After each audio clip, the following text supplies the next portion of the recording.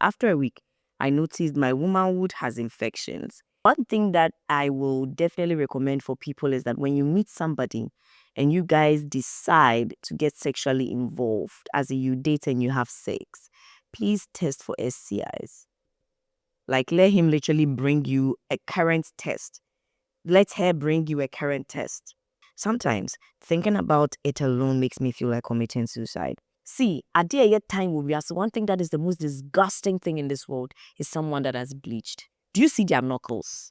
And we all like, I personally sat down and did some reflection, and I'm like, some of the things that these teachers say to kids, yeah, it stays in their head, and then it sometimes breaks confidence, sometimes destroys you, traumatizes you, and they forget that they literally sometimes hold the future of the child in their hands. Today's teacher will pick a phone and sit in front and say the government should give them allowance for self-control. Nonsense.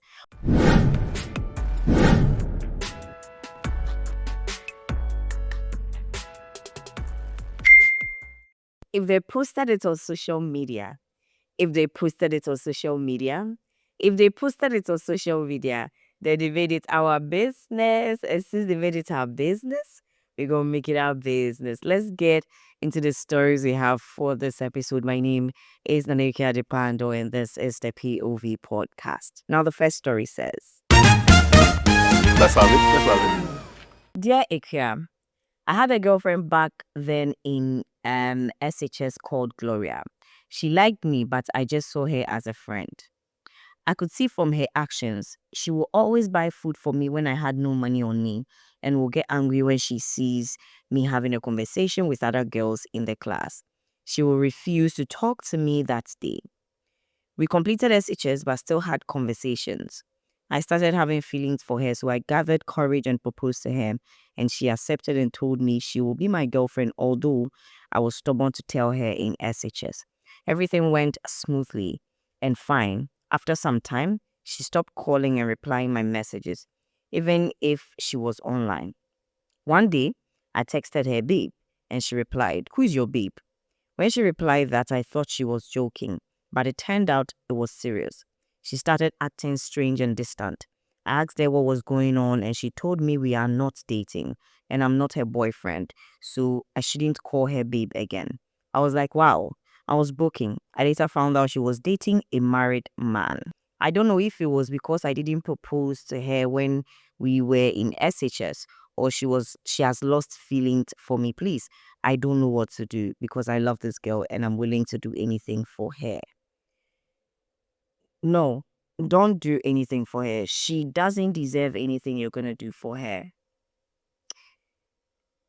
For her to quickly jump onto a married man, I think the married man was giving her money you didn't have to give her. The married man was taking care of her, and you couldn't really do that for her. And I say that thing where people say that when oba in anything or you are not enough. Yeah, something like that.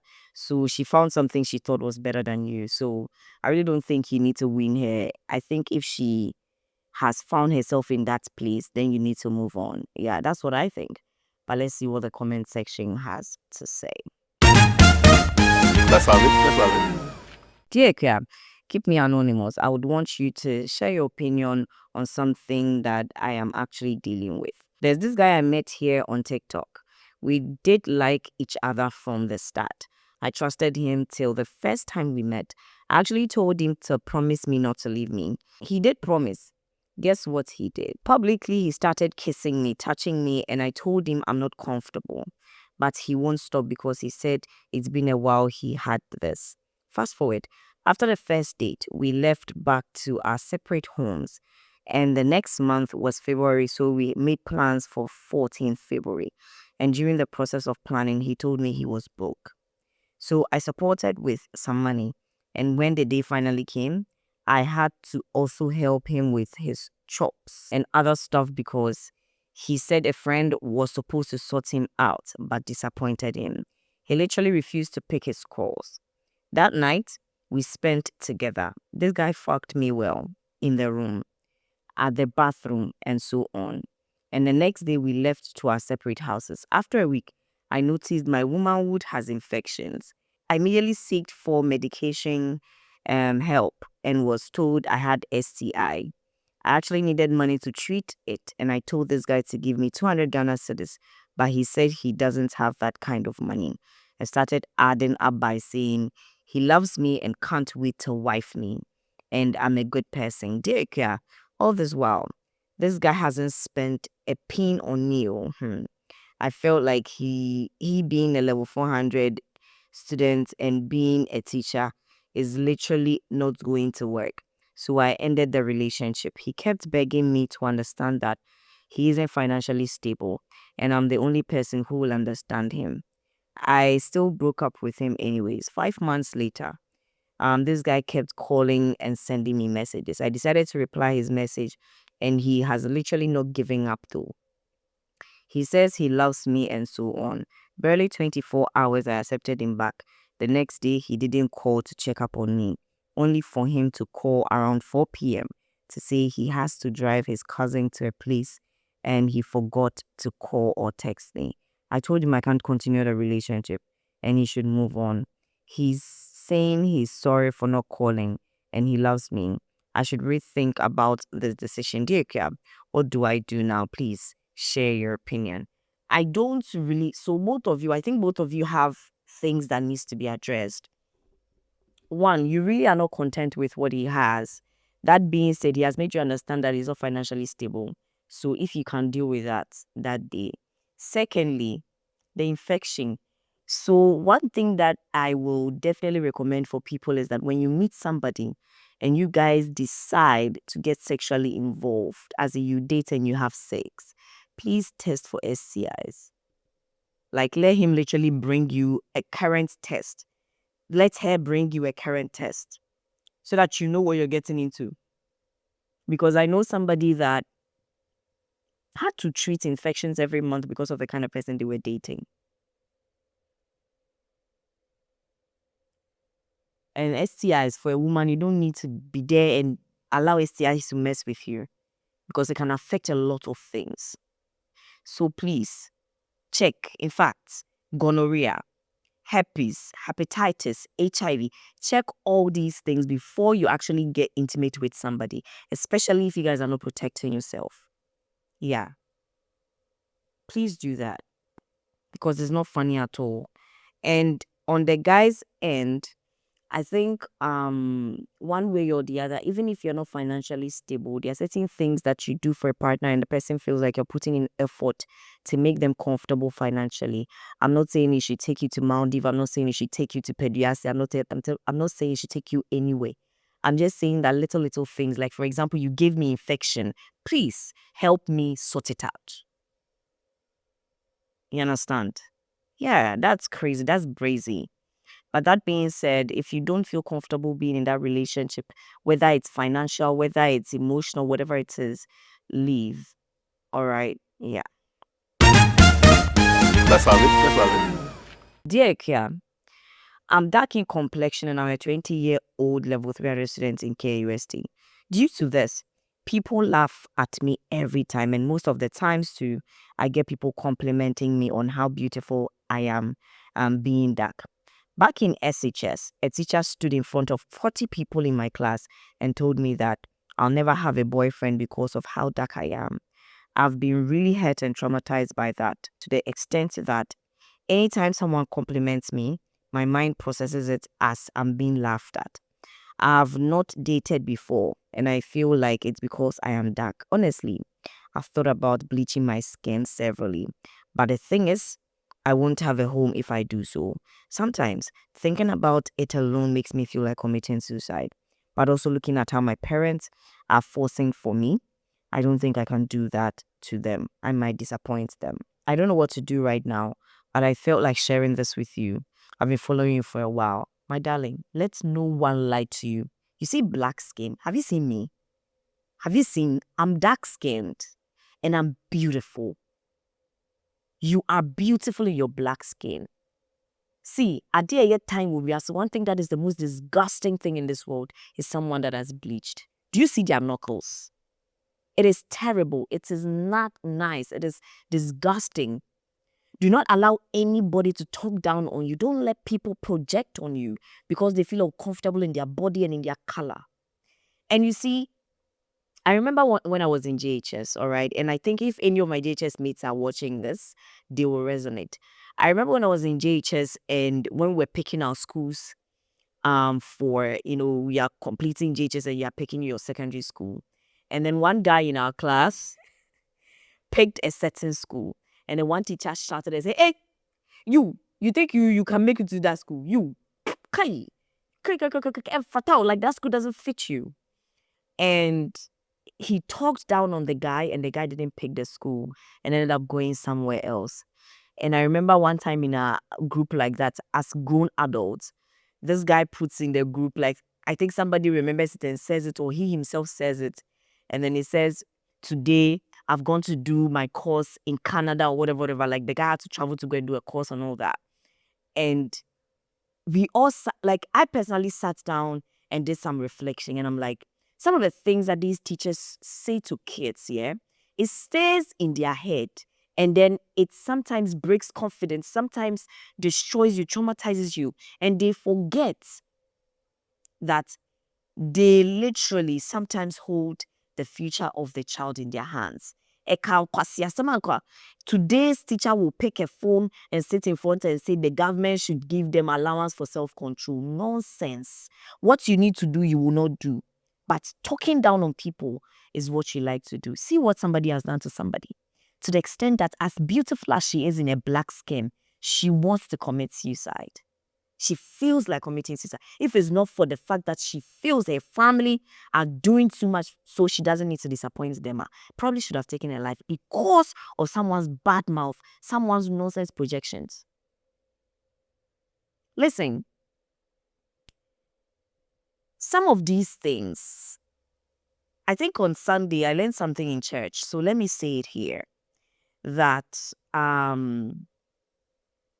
when the Bible says that do not murder, I think it was Matthew something, where God was talking about do not murder, do not steal, do not, a lot of those things. And then God says do not murder. And the murder is not literal like killing somebody, but even killing somebody's soul. Even killing somebody's soul. Some of these things that we do is not good. Black is beautiful, okay? My baby girl, if you're watching this, black is the most beautiful skin color you would ever get. Be dark-skinned, oh my God, is a precious jewel, okay? Is a precious jewel. So do not lose it because of someone's insecurities over themselves, all right? Yeah. And please, if you're out there and you are the reason why somebody would think about unaliving themselves, shame on you. Do better. Let's have it. Dear Ekia, I've watched your videos and wish to discuss a matter with you. I'm dating this lady who always wants to advise me but doesn't take mine. She uses the stories of my past, which I told her by asking or telling her voluntarily against me sometimes. She even sees me as an opportunist, but I've never asked her for a penny before. When I'm in love, I'm emotionally available to the core and gives her when she asks. Had to even sometimes borrow to support her. She's built her house, which I don't know where it is located. And she always is so keen on pointing my mistakes as if she's all perfect. Always makes me feel like I have no sense to contribute to anything. And there are times she would not communicate well on matters. And when I react, then I'm the bad person here. She's verbally abusive and all. This is someone who cries over me, even when another woman is talking to me on a normal level. This is just a few of the things I can say for now. What should I do? She's manipulative. She doesn't love you. Even if she loves you, she thinks she's better than you. As a man, you need a voice in a relationship. Frankly speaking, in the right sense of life, the man is the head. So the man actually is supposed to be the one with lots of the voice. The woman is a supporter, the helper. So don't allow her to dim your light. She is not for you. She feels she can get better. She feels she's better than you. That is how I see it. If anybody sees it how I see it, please leave a thumbs up in the comment section. I think you deserve better. I think you deserve better. All right. Yeah, I think you deserve better. I met this guy on campus. He's in level 300. We met at the beach one evening through my roommate and had a conversation as if we knew each other. That day later, that same evening, he told me he had a girlfriend, but they are currently not on good faith because the girl cheated on him and wanted to break up with the girl. He showed me all the green signs, and then one day comes to my hostel to check on me and usually takes me on a ride in town because I was new there. After a while, we had sex and I was a virgin, but gave myself to him because he felt different. After a while, this guy started showing me attitude as if I'm forcing myself on him. My roommate called him one day because she could not tolerate this kind of attitude since she knew him to be a good guy amongst his peers. He came over that night and told my elders and pastors I've settled their issues between his girlfriend and him, but he knows the girl will mess up again, so he wants me to be around. That's a lie. And that I should not call him unless he calls me because of how stupidly I love him. I gave in and became the side lover.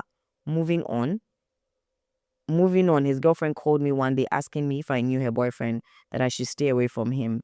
If I do, I told the girl I did not know him, but knew one of his friends just to protect the guy's relationship so he does not blame me for his breakup.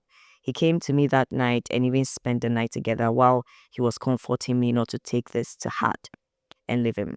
Yes, I fell deeper again. Time went by and he visited me almost every day, and every night he came, we had sex. But for us to spend time and cuddle, he stopped taking me out. He never also said he loved me.